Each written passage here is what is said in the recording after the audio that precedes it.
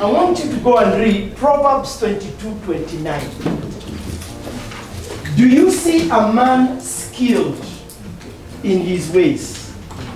He will stand before kings and not before obscure men. You like it?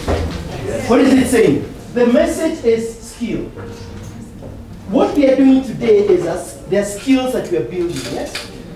Do your skills to the best possible way you can.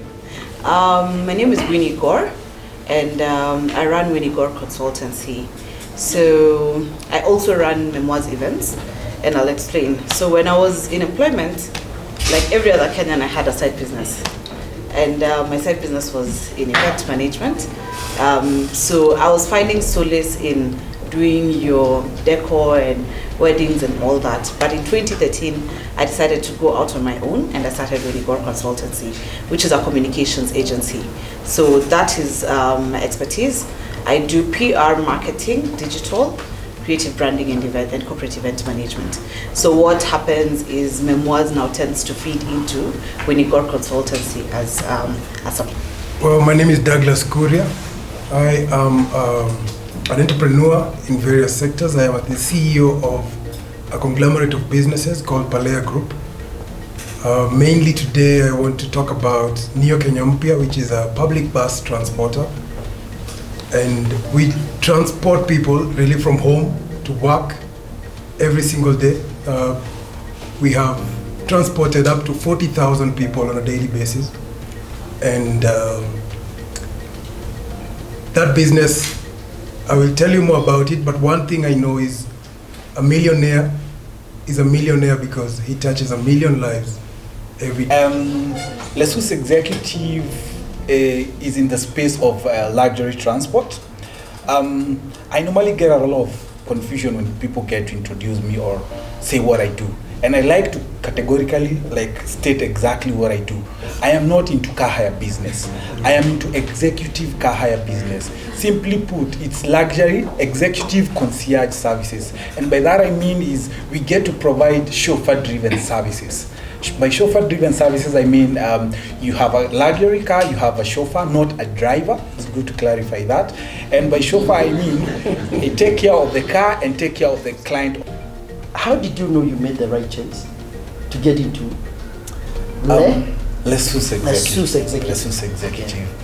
The transition was one quite challenging one. When I left employment, I had actually tried quite a number of businesses. But later on, I came to settle on luxury transport. And the reason why I settled on luxury transport is the fact that I think William here talked about two things: passion, and then also there's the issue he mentioned about environment. For me, I believe it was a little bit of both, because I'm passionate about cars, and I found myself where I was living in somebody's house who was a luxury car at the parking, and it was not being used for anything. So I just decided, why don't I try and market this car to companies like mine then? And the response was amazing, because the guy gave me continuous business. And then after that, I was like, you know what? I think I should try my own business and see what comes from it. So to answer your question, how best I feel like I made the right choice, I think that can best be answered by the response the clients are giving you. What response you get from the clients. And the first kind of services I got to provide was weddings. And the services that I gave the guys, the first clients I used to have at the onset of my company, they used to give me a lot of referrals. And the reason why they give me a lot of referrals means that I'm doing something that is better. I'm doing something that is good. I always give an example and say if a pastor is preaching and the crowd is all like gassing him up, he'll continue doing what he does best. Continue with the sermon. So it's more or less like the same. So if people are gassing up and showing you that the referral part of it was part of clients gassing me and be like, yes, see what you're doing is an amazing job. So basically, the response that I got from my client made me feel, yes, I'm actually in the right direction. In all of the ventures that I've gotten into, I have consciously gotten into the things that I'm extremely passionate about. And I think this has been something that has helped drive It has helped me get through the highs and the lows. The second one is purpose. And I feel, Daktari, this one is incredibly important. Once you're able to identify the purpose of what you're doing, then everything else falls into place. And all the structures and the processes that you put through to get you through there will make sense. When I looked at the people who mentor me, the people that I've learned from, it has been very clear in their minds what their purpose is, the institutions that they work for, what the purpose of those institutions are, and so on and so forth. So passion and purpose, two very important things. Yeah. So what I'm hearing is that even in business, you need to have a cheering squad of sorts. People who gas you up, people who tell you, and they will tell you through the referrals, through customer satisfaction, word of mouth, because then when they're happy about you, they'll tell other people, right? Absolutely. But we as entrepreneurs don't even think about it that way, right? We look at our customers as customers, but we also need them to be cheering squad, because then they become our evangelists along the way. That's what we call evangelism marketing. Absolutely. So first, I've always been in the industry, and like him, I've not changed from one thing to the other. I was very clear from when I was in high school that I wanted to do PR, basically because I had school. Yes, I had family members who do that, and I had one auntie who told me, "I think you would thrive in this." So she kind of steered me in the right direction. I started off in agency, so I started off at Gnet in corporate communications, then I went into corporate. Then in 2013, when we went for elections, I decided, you know what, I think I could do this. So I started with consulting for various corporates, and over time I moved from just being Winnie Gore as a person to now becoming a fully fledged agency. So my focus was in public relations, and then over time your clients don't want to deal with too many agencies, so they push you to do other things. So that's how we got into marketing and digital and creative branding. Well, it's about my passion, my purpose, and what do I believe in. So that congruence of myself and seeing that I can run a family business, being a second generation in the business, I want to do, what I want to do is to take the business to that and the fourth generation. That is an achievement for me, and I think I'm on the right path on that. So, about doing this family business, specifically Neo Kenya Mpya, it's about my passion, touching people's lives. Every single day, moving 10,000 people to work and back home safely. That is something that I never thought anyone could actually count it. Yeah. Tell me a little bit about the impact of the AEP program. And for you, it's both AEP and the CRS, right? Tell me a little bit about the programs that you've taken here and how they've impacted your business, and then we will come to you. First of all, there's the impact of being at Strathmore University. Rubbing shoulders with top-notch lecturers. Like James Wanchaki. It's something extraordinary. It's something that I didn't get a chance to do it in my undergrad, but then coming back to Strathmore, in Strathmore Business School, is just top. The next thing is strategy. I'll talk about strategy. Immediately after my class, Daktari,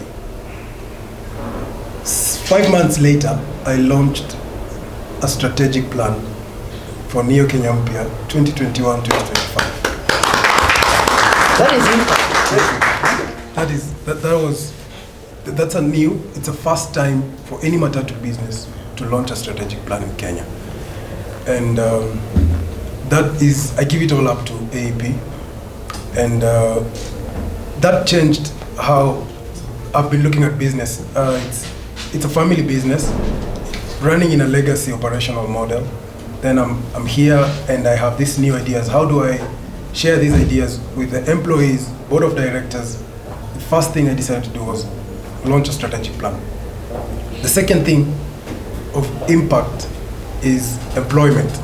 So we had this class where we were taught by Mr. Njane employment law. And do you know what I learned most is I can be taken to court any day, any moment, by any person I get into contact with. Doesn't matter how long, a week or two, a year, that employee will take me to court and they can win against me, especially if I did not take employment cautiously. Write it up keenly and complain. I must complain about his performance or her performance every now and then that I don't like something. Write it and complain in verbal or in writing. That's entrepreneur. And the last thing is negotiation. This was an interesting class. It was the last class by Robert Mudida. Shortest class, and Robert Mudida had, I always remember the background in his video call, because I did the class during COVID days.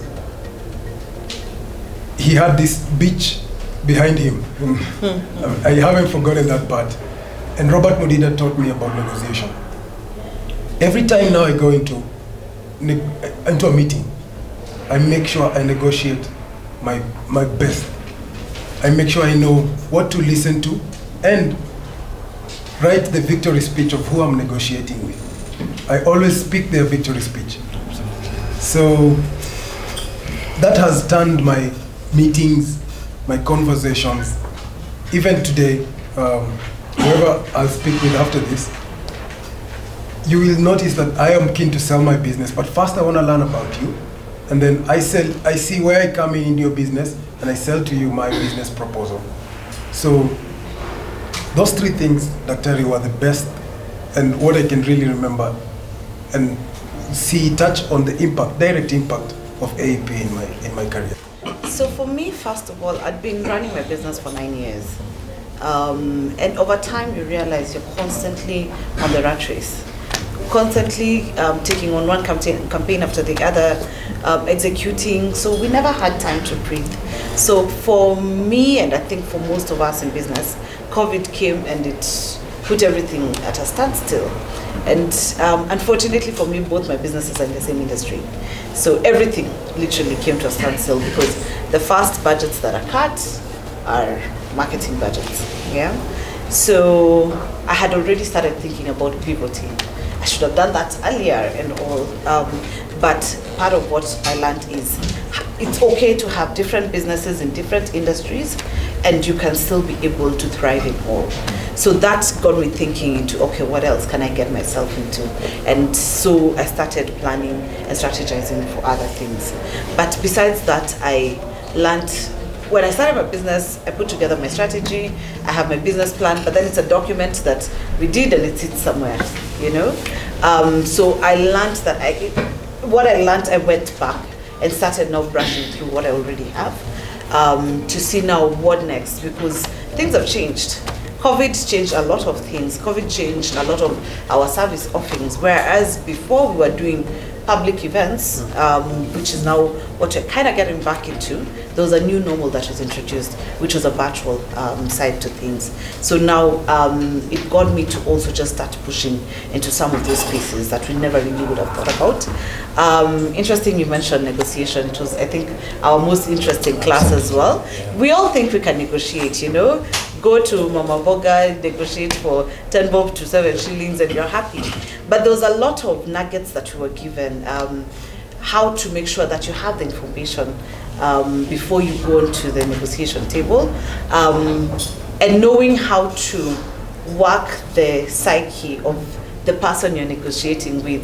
And I remember we were very sure, he was my partner actually when we did negotiation, and we were very sure we were going to win this thing, you know, because you have your information, there was some level of information that were given, and he had some other information as well. So now it's for you to negotiate on each. And at the end of the day, we realized actually we don't know much about the negotiation. So the class just helped expanding our knowledge in negotiation purposes. The other parts that I really enjoyed was, of course, the legal. We don't cover ourselves enough. as business owners. We don't cover ourselves enough to make sure that we sign our contracts, that we go through our contracts, with a fine-tooth comb and make sure that, because most of the time we're given a document, we'll brush through it or you'll get someone else to do it, but then we don't internalize it. And you only get to realize the loopholes when you get in trouble. Like you said, when your employee sues you, when you've decided to move premises and then something happens, there's a lot of things that we have to go through in terms of paperwork. We should be keen on the paperwork that we're taking on. One thing I can tell you about IPSI is the fact that everything you learn is so relational to your day-to-day running of the business. Is so amazing. It's so relational in such a way that you feel like, wow, it's exactly what I've been thinking about, it's exactly what I've been going through, and you always find ways to change and make things better. When I started my company, one of the things I've come to learn is the fact that I've always wanted to set systems in my company. By setting systems mean to get to a point where I can disengage. I can go for a trip for 2 weeks, 2 months, 3 months, and my business still runs. So that's what you call a business maturity, and that's what you call setting systems. What ISB has helped me do is this. ISB has helped me not to run my own business. First things first is to fast track this process of attaining a system for my business. And how has it achieved that?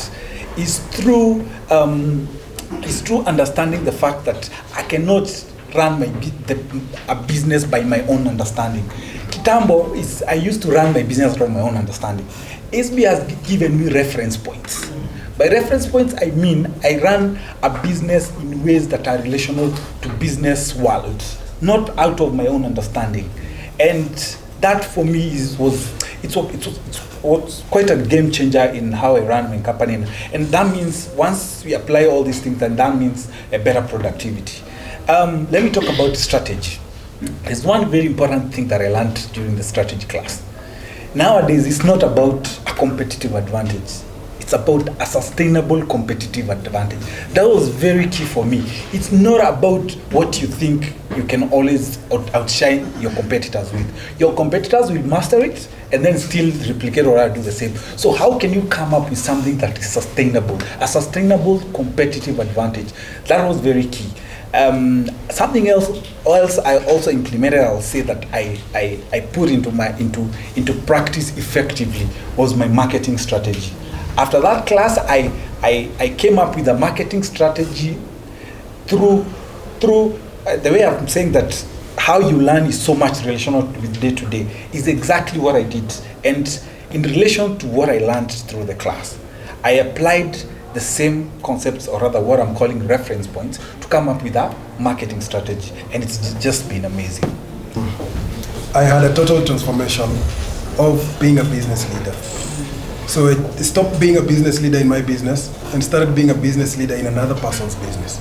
When we meet, I'll tell you, you have a challenge, I'll speak to you about ways to maneuver through your challenges.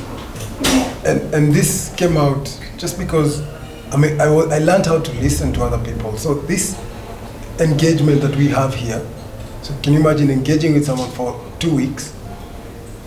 They're still working, the business doesn't stop, business is a going concern. So they will have a high day when they make 1 million shillings today, and tomorrow they will lose a business deal and they will tell you about it. What do you do as a fellow entrepreneur? To listen and become a business leader by engaging in that business that you don't know nothing about. But there are those nitty-gritties, the foundation of entrepreneurship. So I have learned also to delegate. Being in class for a whole 6 hours wasn't easy. 3 hours. Was it? 4 hours, yeah. Yeah, 4 hours. And business is going on. I had to learn how to delegate, which is something that we Kenyans are not good at. Absolutely. Entrepreneurs are not good at delegating. You can say that again. So who signs your checks when you're here? Who makes your payments when you're here? Don't let your business stop delegating. Who's making decisions? Who's making decisions? There's a customer who needs a discount, but I could have put a strict clause that I am the only person to give discounts. Yeah. So I can lose a customer because of a discount. And who's making that decision? Another thing, through this leadership and delegating helped me become a strategic leader. So I am more interested about knowing where is my business going tomorrow. Well, how is the next generation looking like? Will I be able to market the next generation? The people who are coming, the old generation and the younger generation, how will I be able to market to them? Another thing that I noticed now after delegating is that I was able to turn a desk worker into a general manager. That has happened in New Kenya Mpya. A desk worker turned into a general manager. Right now we have a young lady who is a general manager at New Kenya Mpya. She's doing a fantastic job. Break down the business into small bits, operations, disciplinary, disciplinary committees, sales. So these small chunks have made it possible for employees to crop up who are innovators, good thinkers, strategic thinkers, leaders, also in those small groups. So would I have been able to do all this without AEP?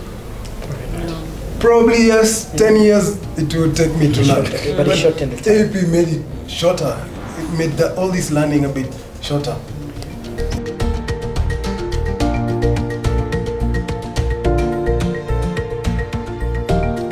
In your journey, Sauti has moved into other businesses. What was that point of entrepreneurial seizure that you decided this is an avenue we can pursue? Were you looking at the market dynamics? What was your driving force? Or were you moving into different arms of business? So our consumer tells us so many things. Why don't you guys do merch? Why don't you do t-shirts? Why don't you do dog tags? Why don't you collab with an artist in Nigeria? Why don't you do this, and that? And when you start hearing a common theme from your consumer, that is something that should trigger you. And our consumers have been telling us things, and it has triggered us. Why don't you come up with an active lifestyle fitness product? And we've done it. So for you, put your consumer next to you, and he'll tell you things, and you'll evolve with them. How do you implement professionalism in operations? So this one is now Strathmore Business School-esque type of thing. That one there's no use of reinventing the wheel. It's corporate, making your institution a corporate. People, process, tools, management, automation. That one, again, there's no formula. Just use the things that are tried and tested. And day by day, have your goals. Say by maybe the end of this year, my company will have this number of departments that will support my craft. And then slowly put the people, slowly put the processes, slowly implement, and slowly have a management system around it. I'm an artist, and I'm also looking to start a hair care business. My question will be directed to Douglas. There's a time when Kenya Mpya, it was a couple of years back, there were a couple of incidences on the road. So it's about disaster management. I wanted to know, like, how are you able to handle that? Like, it was a tough period. There were a couple of, you know what I'm talking about, right? Accidents on the road and all that. So just about disaster management. It could also be directed to anyone of you as well. How you handle those challenges when there comes something that's denting your business in a So how we manage disaster is by working closely with our regulators, NTSA, various companies like UN, driving schools. Oh my goodness, driving schools are a key business to any logistics business. Driving schools, we send drivers. I meet a driver, he's shabbily dressed, I don't like how he looks, and I'll send him to school. Why? Because he'll gain value. I've taken his time, I'll pay him, I'll pay for his days at work, but I'll send him to school to get value. Because one thing is, I am my own brand. So if I dress shabbily and I'm going to represent my brand, then I'm not doing good representation of my brand. So it's a chain of decisions, chain of everyday decisions to to improve our business and to manage that disaster. It's very good for you to sit down and come up with a crisis plan where you look at what are my possible crises that I'd be dealing with. There'd be bad drivers, there'd be horrible roads and all that, and put them together and then look at possibly how can I implement this so that when the situation happens, you already have a crisis in plan. The other thing that we tend to overlook is most of the time when there's a crisis, the first thing we do is we deny. Yeah. And then now that aggravates people. You have KOT on your case and everyone else because there's evidence, there's, all this damage that has been done. So the most of the time we always say, first you have to acknowledge that yes, there is a problem. Secondly, we are looking into it. And thirdly, this is our plan. This is what we are doing, and keep people posted on that. We can assist on that.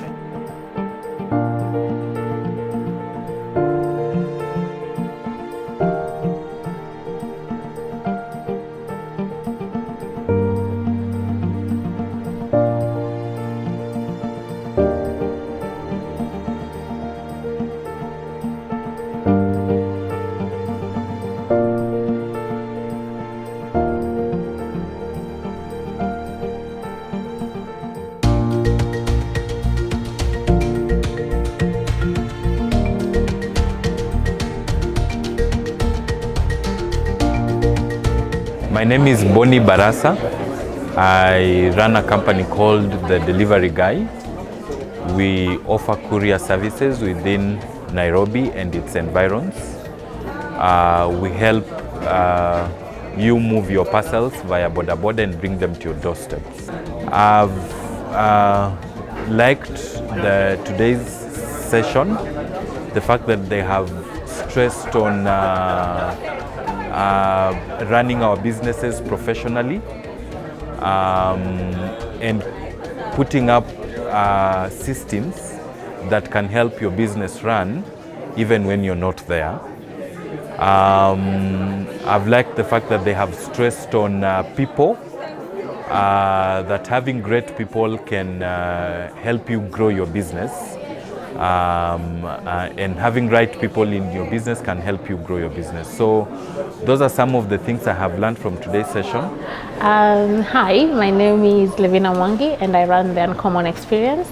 And today's workshop was really, really informative with great networks, and I cannot wait to attend the next workshop. I'm Brian Odhiambo.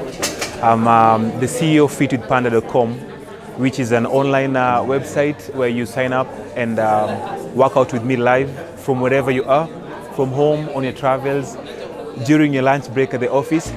About the program, I would say that I've learned the one thing I wanted to confirm, that focus on your service and products. Don't worry about your competition. The speakers were amazing. The energy in the room was amazing. And of course, the biggest win for me is that I've made contacts, and I'm looking forward to more programs like this in the future. So my name is Jules. I'm an artist, and I'm also looking to venture into business. I'm looking to open a hair care line. So I was just basically here to get the whole feel of how entrepreneurship is, how to go about branding specifically. That's what I'm interested in, especially for my brand as an artist and for my brand for the hair care company. So yeah, it has been very insightful. I've learned that I am my own brand. So yeah, I am my own brand, and I shouldn't follow the norm. What everyone else is doing, I shouldn't look at that. Just think outside the box. Think of ways on how to be extraordinary. And yeah, it's been really insightful, and I think it's a great program that Strathmore is doing. I think I would recommend it to anyone, because even from the little I've learned here, it's been so packed. So I can only imagine how the program would be. And I'm also looking forward to joining it, maybe in the next intake. So yeah, thank you.